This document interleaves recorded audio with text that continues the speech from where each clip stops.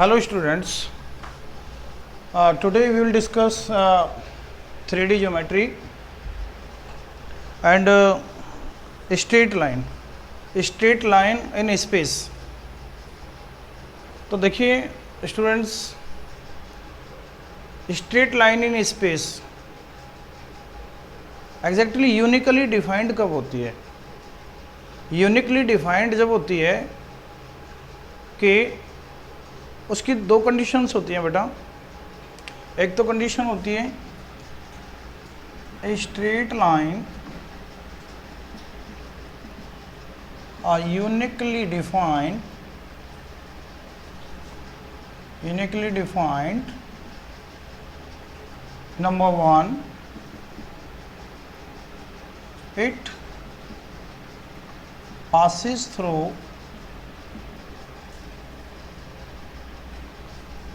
if it passes through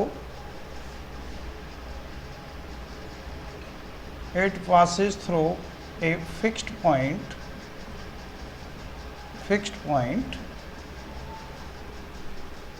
a straight line uniquely defined if it passes through a fixed point and has a fixed direction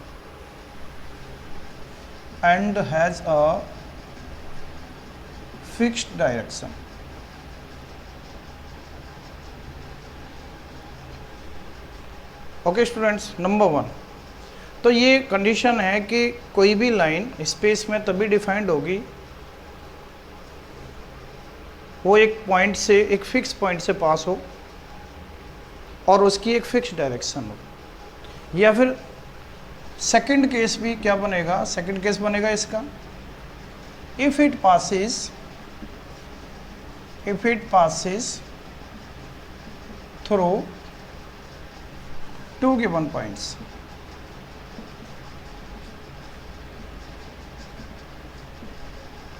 तो यहाँ पर दो case होते हैं।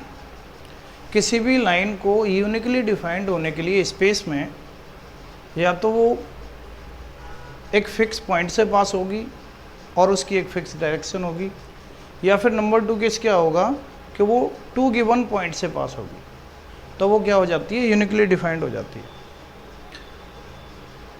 तो देखिए स्टूडेंट्स, पहला केस लेते हैं कि it passes through a fix point and has a fix direction. इसको देखते हैं कि क्या इक्वेशन होगी लाइन की। तो देखिए क्या करना है कि पहले तो एक डायग्राम बना लेते हैं। ये 3D में है बेटा। Origin X axis, suppose this is Y axis and Z axis. क्या है कि एक लाइन है, मान लीजिए ये कोई लाइन है और इसका इक्वेशन फाइंड करना है। इसका इक्वेशन फाइंड करना है तो क्या होगा? देखो कंडीशन क्या है, it passes through a fix point. मान लीजिए कि ये जो है ना ए हमारे पास फिक्स पॉइंट है और एक ये कोई पी उसी लाइन पर कोई आर्बिट्रेरी पॉइंट है। P is the arbitrary point on the line and we have to find the equation of this line. Okay, we join O to A and O to P,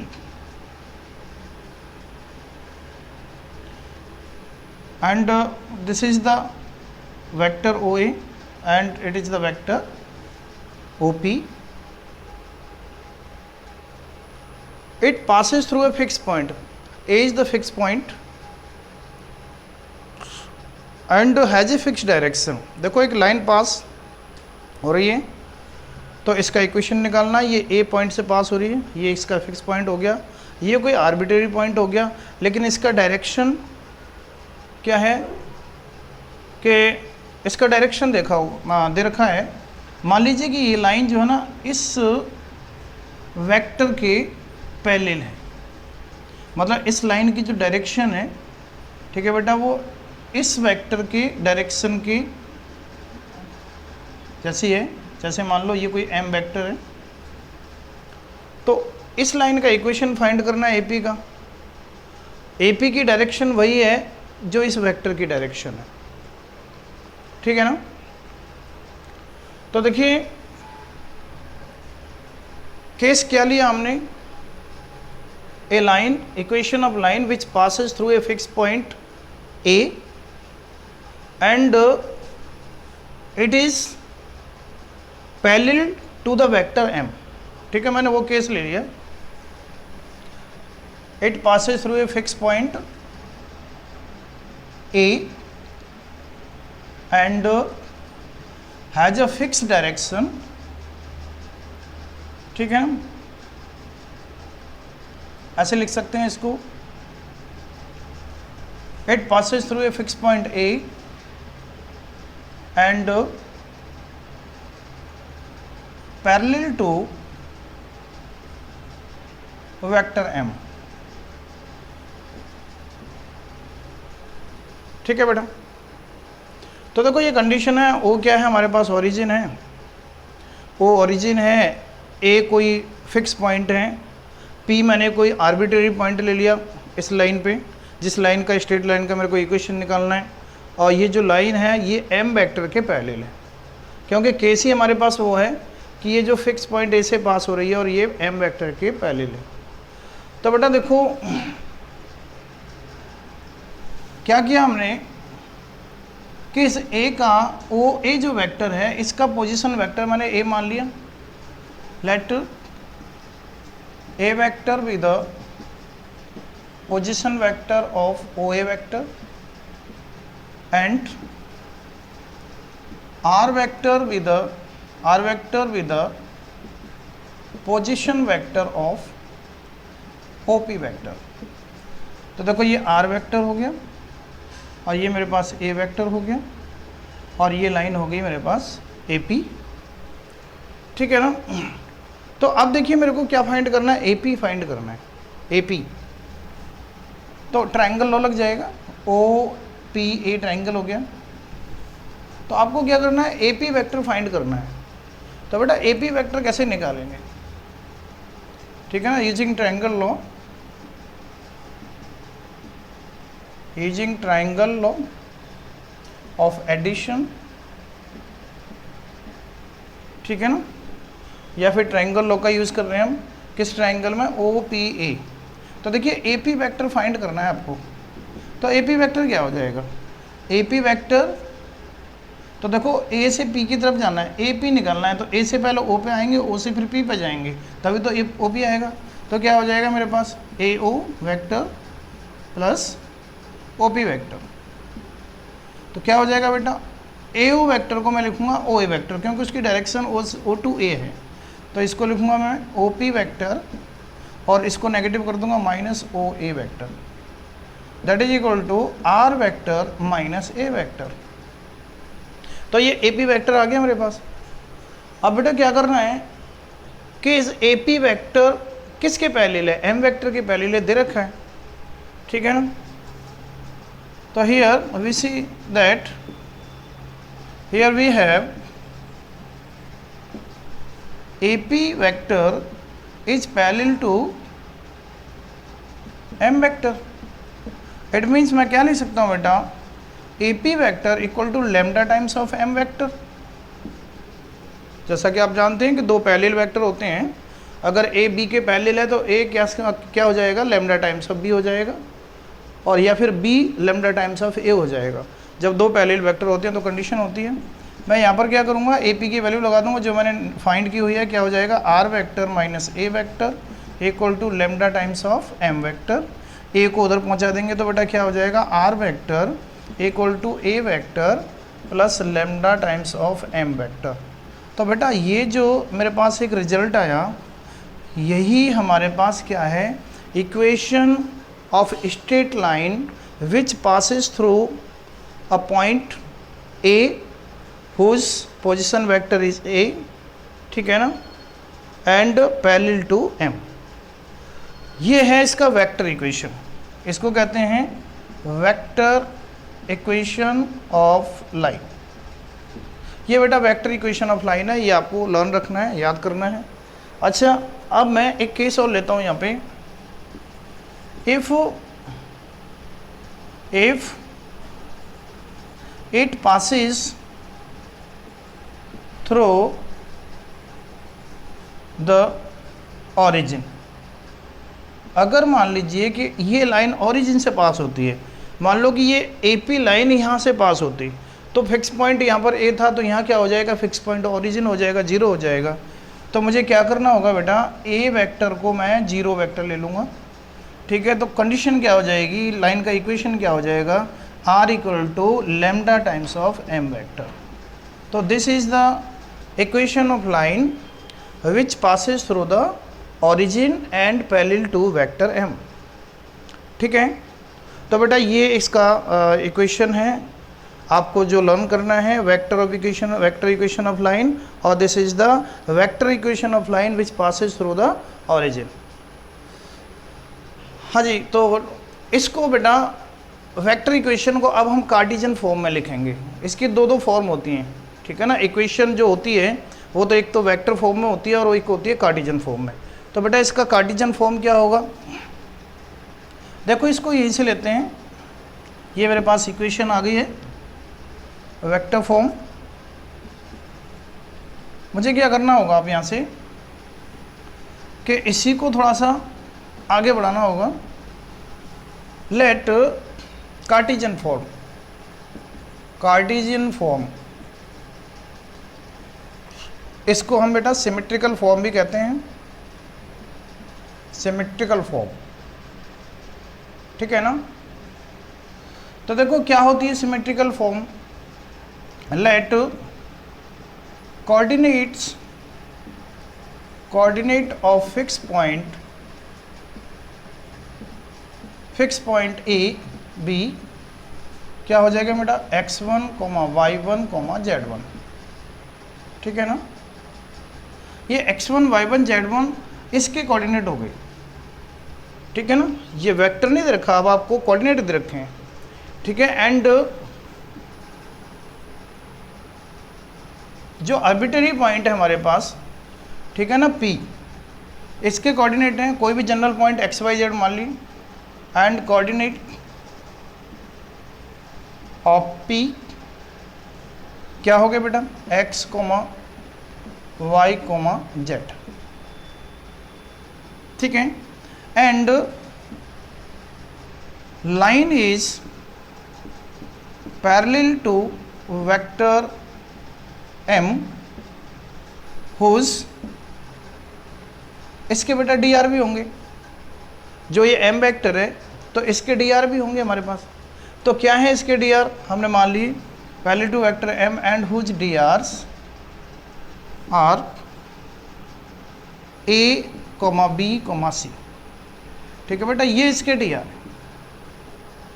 तो m vector पता है क्या हो जाएगा, तो देखिए मैंने क्या किया कि a वेक्टर है हमारे पास, जो OA वेक्टर था जिसके पोजीशन वेक्टर a था, तो वो मैंने क्या मान लिया, x1, y1, z1, ठीक है ना। तो मेरे पास क्या बन जाएगा, ये जो OA वेक्टर है, जो A वेक्टर के जो A वेक्टर मेरे पास होगा जिसके पोजीशन वेक्टर हैं A वेक्टर, ठीक है बेटा। जो OA वेक्टर है जिसका पोजीशन वेक्टर क्या है, A वेक्टर, तो वो A वेक्टर क्या हो जाएगा, xi cap plus yj cap, x1i cap plus y1j cap plus z1k cap, क्योंकि इसके कोऑर्डिनेट मैंने क्या माने हुए थे, x1, y1, z1।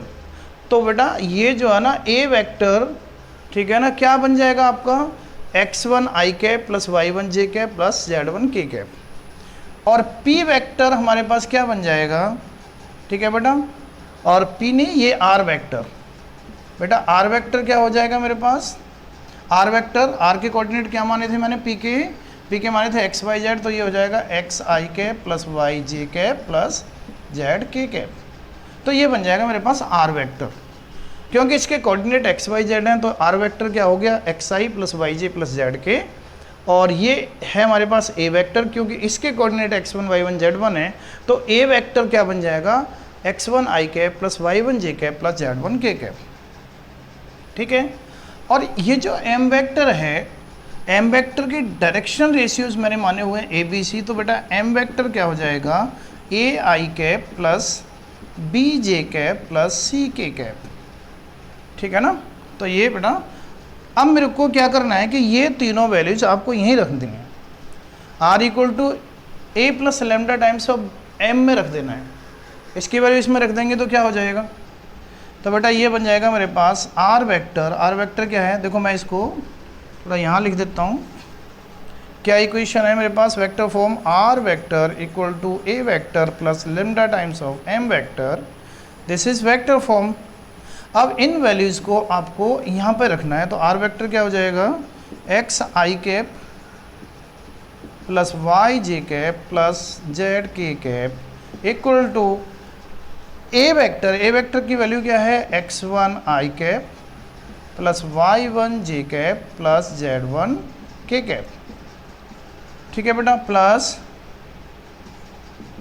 Plus lambda times of m vector क्या है, a i cap plus b j cap plus c k cap.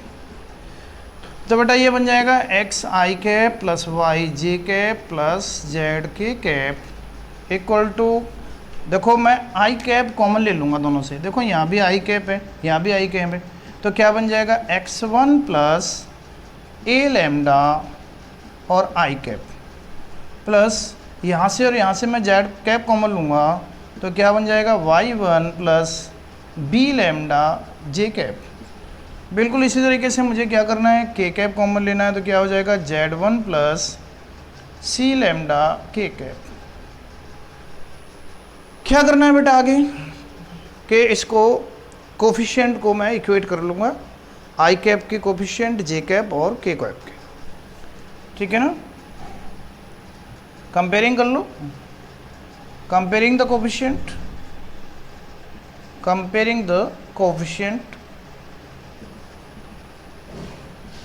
तो बेटा कंपेयरिंग करने पर क्या मिलेगा, देखो आई का कोफिशिएंट क्या है, आई कैप का x है, इधर क्या है आई कैप का x1 प्लस ए लेमडा, तो बेटा x equal to x1 plus A lambda. यहाँ से जे कैप का क्या हो जाएगा, y equal to y1 plus B lambda, और यहाँ से z equal to z1 plus C lambda.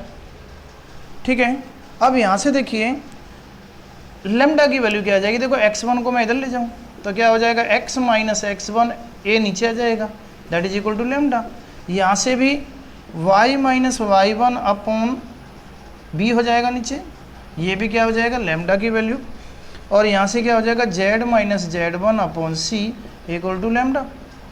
तो एग्जैक्ट क्या दिखाई दे रहा है हमें यहाँ पे, कि ये तीनों वैल्यू किसकी हैं, लेमडा की वैल्यू हैं। तो इन तीनों वैल्यू को इक्वल कर दें, क्योंकि ये तीनों लेमडा की वैल्यू निकल के आ रही हैं। तो बेटा मेरे पास ये जो इक्वेशन बनेगी वो क्या बनेगी, x minus x1 upon A equal to y minus y1 upon B equal to z minus z1 upon C. This is the required Cartesian form of the equation.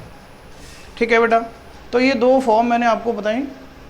ठीक है बेटा, एक तो वेक्टर फॉर्म, ये वेक्टर फॉर्म हो गई, और ये इसकी कार्टेशियन फॉर्म हो गई। ठीक है ना, अगर कभी इससे हमें जनरल जो पॉइंट है, इस लाइन पर कोई जनरल पॉइंट लेना हो तो हम इसको लैम्डा मान लेंगे, क्योंकि आप पता ही है लैम्डा की इक्वल ही है। तो जनरल पॉइंट क्या हो जाएगा, general point on the line, क्या हो जाएगा general point on the line बेटा, ये बन जाएगा, यहाँ से x की वैल्यू निकालनी है, तो x की वैल्यू क्या हो जाएगी, x1 प्लस ए lambda, y1 plus B lambda और z1 plus C lambda. This is the general point on the line. तो देखिए इस तरीके से हमने ये प्रूव कर दिया कि ये जो है ना, ये ड्राइव कर दिया कि this is the vector form, और इसी से हमने इसकी कार्टेशियन फॉर्म आ गई हमारे पास। ठीक है बेटा, अब नेक्स्ट हमारे पास टॉपिक होगा कि अगर लाइन जो है ना 2 पॉइंट से पास हो रही है, if line passes through 2 given points, then what is the equation of line in vector form and as well as in Cartesian form? क्या होगी? ठीक है बेटा, कार्टेशियन फॉर्म में भी और वेक्टर फॉर्म में भी क्या होगी इक्वेशन? तो दोनों फॉर्म में हमें इक्वेशन फाइंड करनी है। तो देखिए कंडीशन लेते हैं यहाँ पे, फिर एक डायग्राम बनाते हैं और डायग्राम होगा हमारे पास कुछ इसी टाइप का।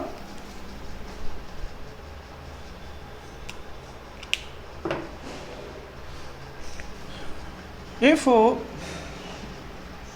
a line passes through 2 given points,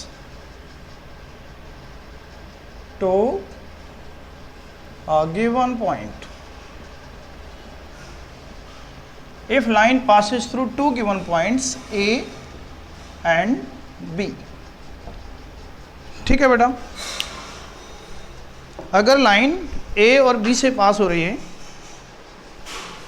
तो देखिए बेटा ये जो लाइन है हमारे पास वो 2 पॉइंट से पास हो रही है, तो क्या कंडीशन बनेगी यहाँ पे? ऐसा करते हैं कि यहाँ पर एक ग्राफ फिर बनाते हैं, ये x axis, y axis and this is z axis, origin. Suppose this is the line, okay, and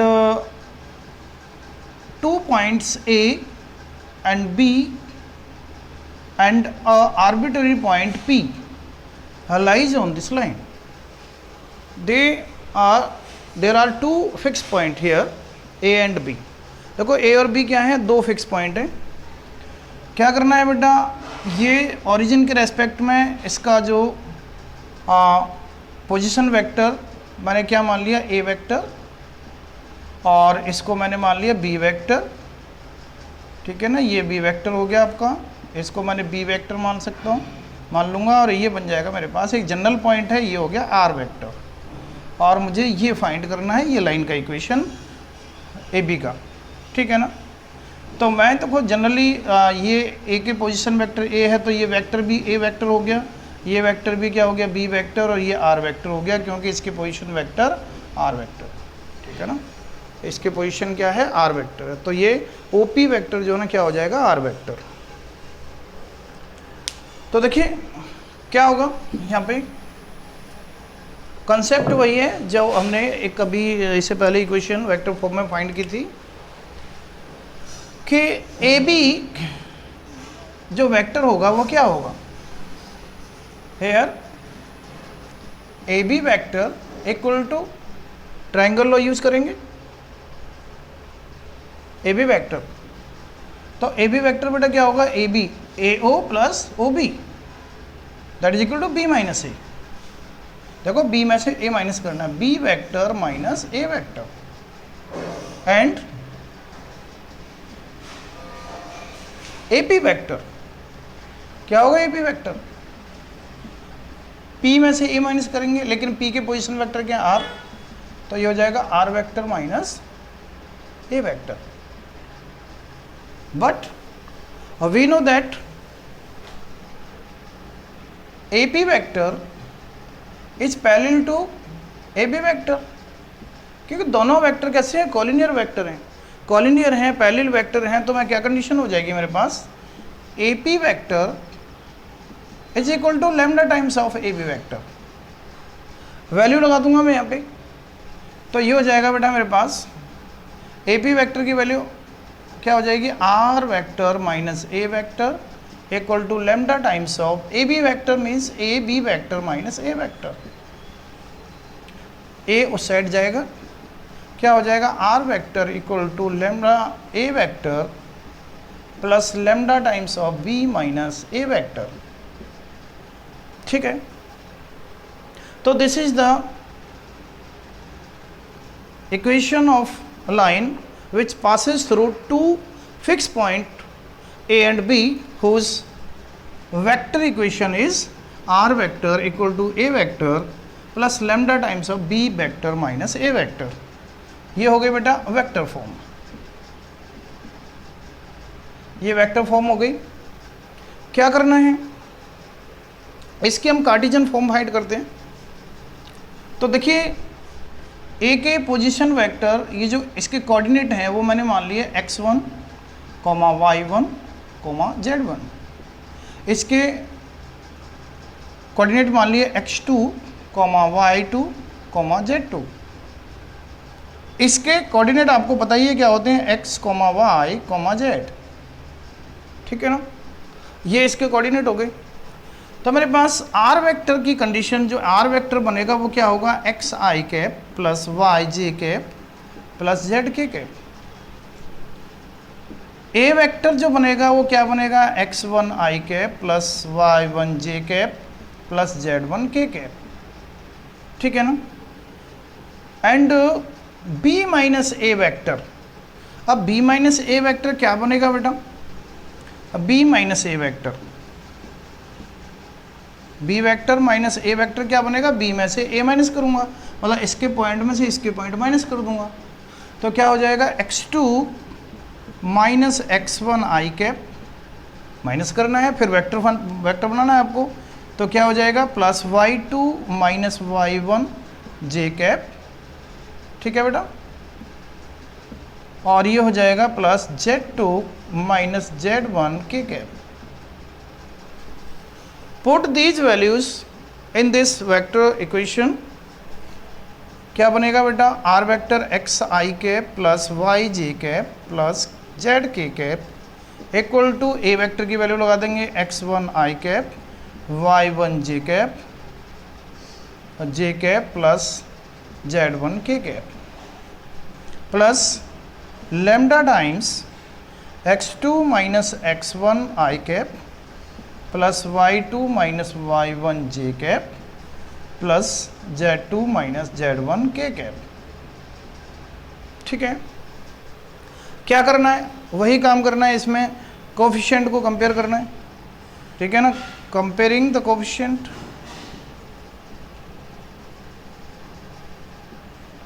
coefficients of I cap, j cap and के कैप। तो देखो कंपेयर कर दो, इधर से क्या आ रहा है, x आ रहा है, इधर से आई कॉमन आ जाएगा, तो क्या बन जाएगा, x1 plus x2 minus x1 into lambda. यहाँ से y की वैल्यू कितनी आ जाएगी बेटा, y हो जाएगा y1 plus y2 minus y1 into lambda, क्योंकि j का कोफिशिएंट कंपेयर कर दिया।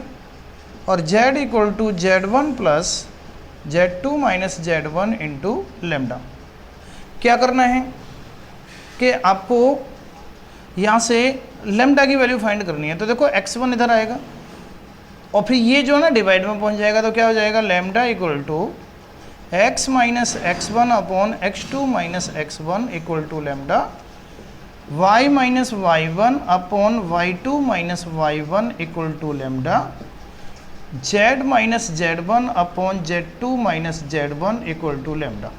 ये वैल्यू बन जाएगी। ये क्या है, तीनों लैम्डा के इक्वल हैं।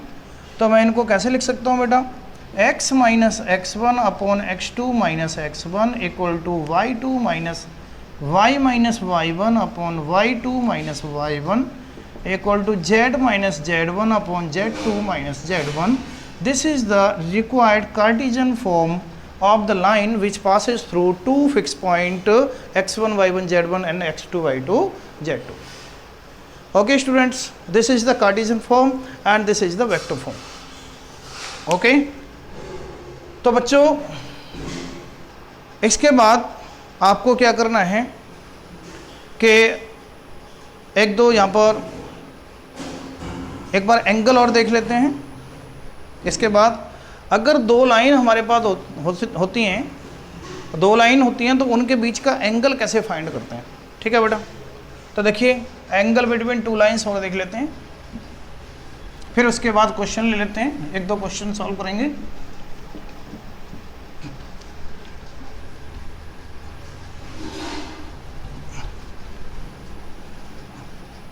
देखिए angle between two lines, angle between two lines,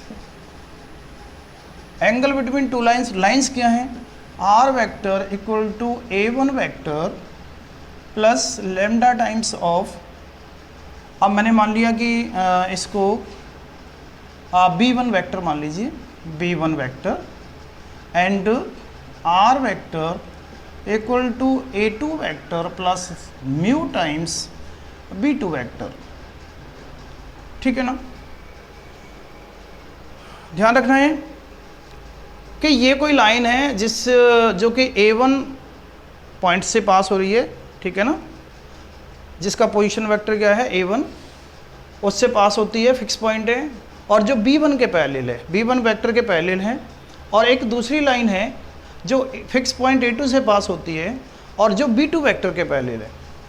ठीक है, सपोज कर लीजिए कि ये जो मेरे पास दो लाइन है, ये लाइन हो गई, ठीक है ना, इस लाइन का इक्वेशन है R vector equal to A1 vector plus lambda times of B1 vector, और एक दूसरी लाइन मेरे पास ये है और इसका इक्वेशन है R vector equal to A2 vector plus mu times of B2 vector. इसका मतलब ये हुआ कि ये किसके पैरेलल है, B1 वेक्टर के पैरेलल, क्योंकि दे रखा है कि इसकी डायरेक्शन B1 वेक्टर है और इसकी डायरेक्शन क्या है, B2 वेक्टर।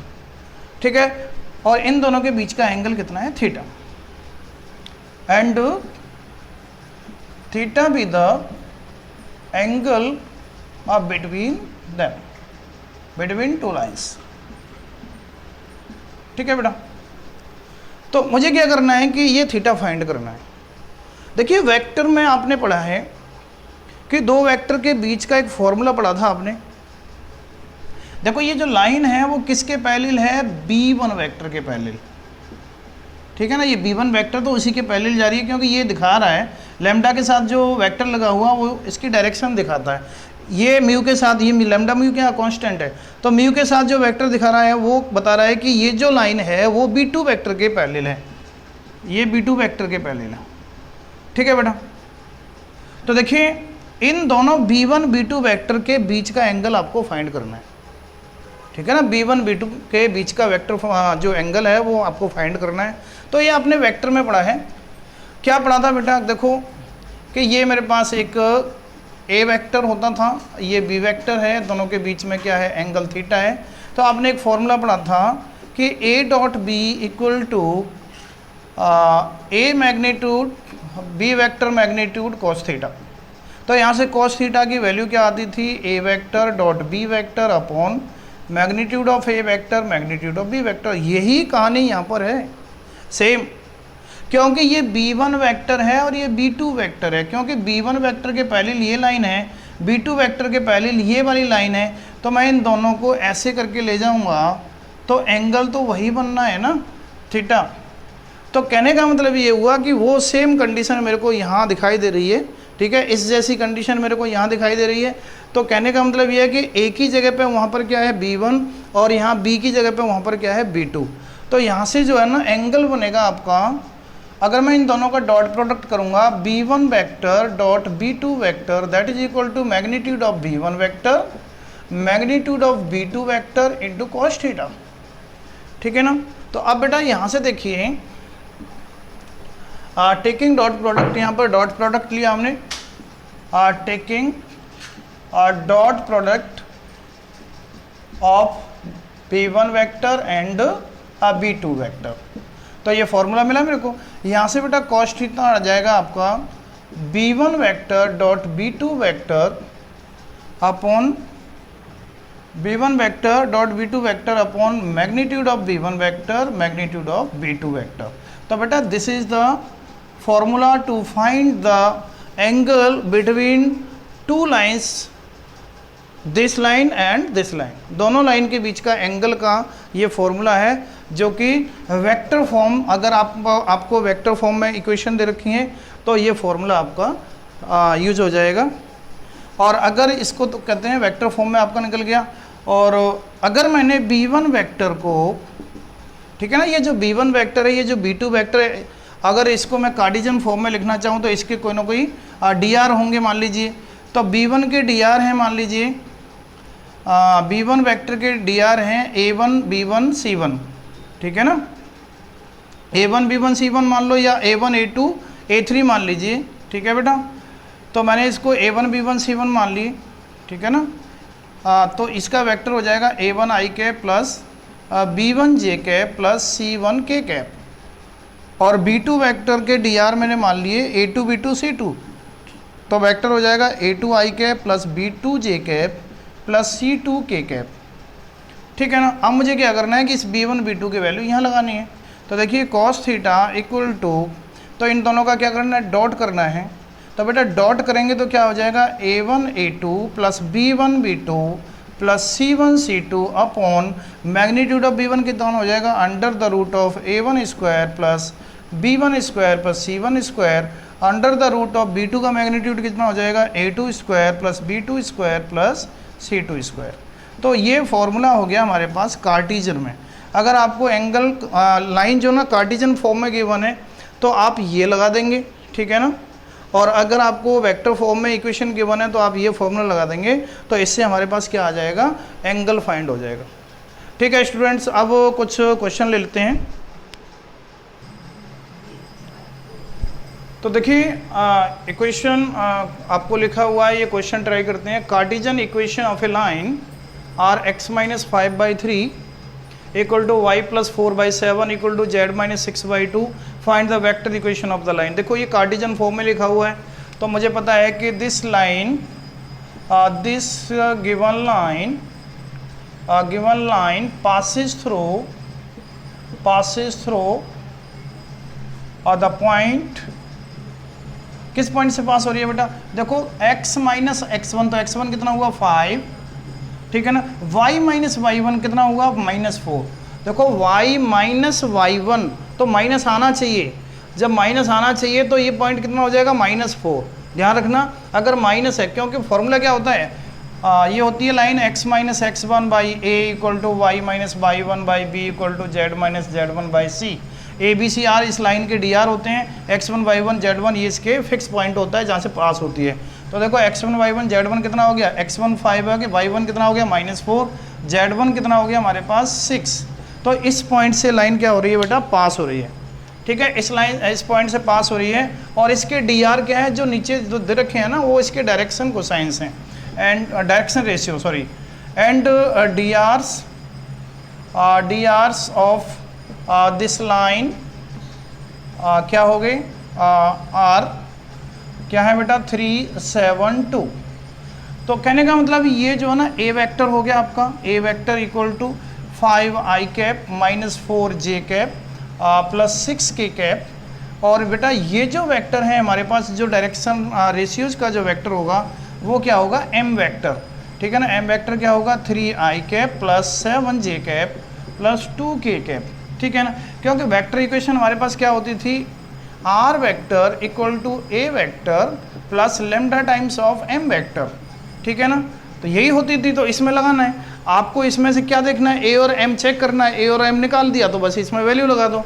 तो देखो वेक्टर इक्वेशन क्या हो गई हमारे पास, वेक्टर इक्वेशन हो गई, वेक्टर इक्वेशन ऑफ लाइन।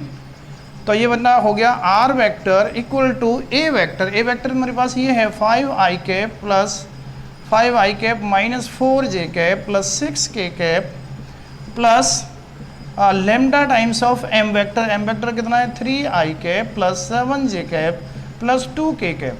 तो बेटा ये आपका आंसर हो गया, ये वेक्टर इक्वेशन हो गई। ठीक है स्टूडेंट, नेक्स्ट क्वेश्चन ट्राई करते हैं।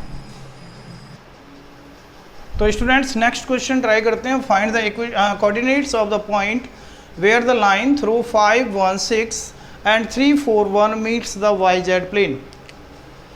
ओके स्टूडेंट्स, तो देखिए we have to find out the equation of line which passes through 2 fix points.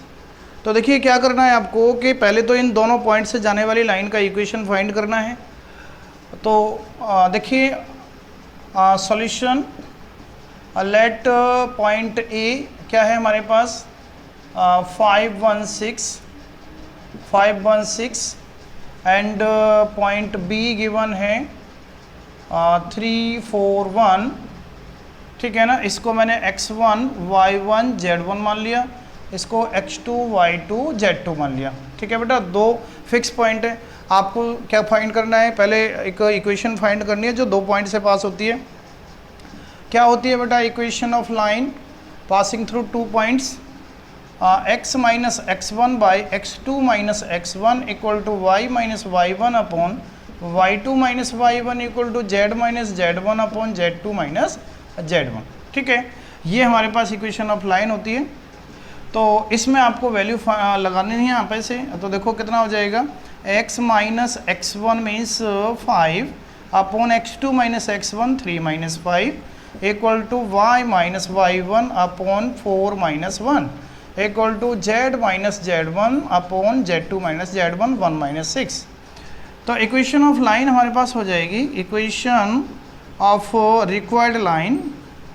ठीक है बेटा, क्या हो जाएगी equation of required line, equation of required line क्या हो जाएगी, जो हमने इक्वेशन निकालनी है वो क्या बन जाएगी बेटा, ये बन जाएगी x minus 5 by minus 2 y minus 1 by 3 equal to z minus 6 by minus 5। देखो दो माइनस हैं तो मैं क्या कर दूंगा कि दो को प्लस कर दूं, एक माइनस हो जाएगा, कोई प्रॉब्लम नहीं होती बेटा, ऐसी कंडीशन में हम कर देते हैं। जैसे दो माइनस है, इसको प्लस करूं, मैं माइनस का मल्टीप्लाई कर दूं तो बन जाएगा x minus 5 by 2 equal to y minus 1 by minus 3 equal to z minus 6 by 5। तो ये बेटा हमारे पास क्या हो गई, इक्वेशन हो गई, दोनों पॉइंट से पास हो रही है, और इसको मैंने क्या मान लिया, लैम्डा। तो मैंने क्या करना है कि इस लाइन पर एक जनरल पॉइंट मानना है, क्योंकि वो जो है ना लाइन कहाँ पर मिल रही है, वाई जेड प्लेन पे मिलती है। ठीक है ना, तो let a general point on the line, general point on the line, मैंने मान लिया general point on the line, एक मैंने पॉइंट कोई भी मान लिया, और इसको मैंने मान लिया बेटा सी पॉइंट। ठीक है ना, अब वो कहाँ क्या होगा जनरल पॉइंट, देखो यहाँ से मैं x की वैल्यू निकालूंगा तो 2 लैम्डा प्लस 5, 2 लैम्डा प्लस 5, और एक y का जो कोऑर्डिनेट होगा माइनस 3 लैम्डा प्लस 1, और ये z का कितना हो जाएगा 5 लैम्डा प्लस 6। तो ये जनरल पॉइंट हो गया, ये किसी लाइन पर क्या हो गया जनरल पॉइंट। अब क्या करना होगा कि इस जनरल पॉइंट को देखो क्या कहता है कि जो लाइन है कहाँ मीट कर रही है, वाई जेड प्लेन पर मीट कर रही है, वाई जेड प्लेन पर मीट कर रही है, इसका मतलब इसका एक्स कोऑर्डिनेट क्या होगा, 0 होगा। तो बेटा एक्स कोऑर्डिनेट क्या है मेरे पास, ये है, तो देखो ये एक्स कोऑर्डिनेट है तो इसको 0 कर दो। This line meets the Y Z plane, so its X coordinate equal to 0 कर देंगे। तो ये हो जाएगा 2 लैम्डा प्लस 5 इक्वल टू 0, और देन लैम्डा की वैल्यू कितनी आ जाएगी, माइनस 5/2। अब इस माइनस 5/2 वैल्यू को आपको इसी पॉइंट में लगा देना है जो जनरल पॉइंट आपने निकाला था। ठीक है ना, तो देखिए general point on the line this, अब ये कहीं भी हो सकता है, मैंने उसी हिसाब से मैंने निकाल लिया कि लैम्डा क्या होना चाहिए। ठीक है ना, तो मान लीजिए कि ये पॉइंट है जो वाई जेड को मीट कर रहा है, वाई जेड प्लेन को मीट कर रहा है, तो जो वो इंटरसेक्शन पॉइंट हो वो जनरल पॉइंट मैंने ये कंसीडर किया हुआ है। तो इसमें मैं वैल्यू लगा दूंगा तो बेटा क्या बन जाएगा, रिक्वायर्ड जो पॉइंट बन जाएगा मेरे पास, रिक्वायर्ड पॉइंट क्या हो जाएगा, देखो ये तो 0 हो जाएगा क्योंकि मैंने 2 लैम्डा प्लस 5 0 ही मान रखा है, और यहाँ पर मैं माइनस 5/2 लगाऊंगा तो बेटा ये वैल्यू कितनी हो जाएगी, -3 इंटू माइनस 5/2 प्लस 1, that is equal to 15/2 plus 1 equal to 17 ठीक है ना 2। तो ये हो जाएगा 17/2। अगला पॉइंट क्या हो जाएगा, अगर मैं इसमें लगा दूंगा माइनस 5/2 तो ये हो जाएगा 5 इंटू माइनस 5/2 प्लस 6, और ये बन जाएगा -25/2 plus 6, that is equal to 12 minus 25 minus 13/2। तो ये बन जाएगा -13/2। तो this is the required point which at which the line intersects the yz plane. So this is your answer. Okay students.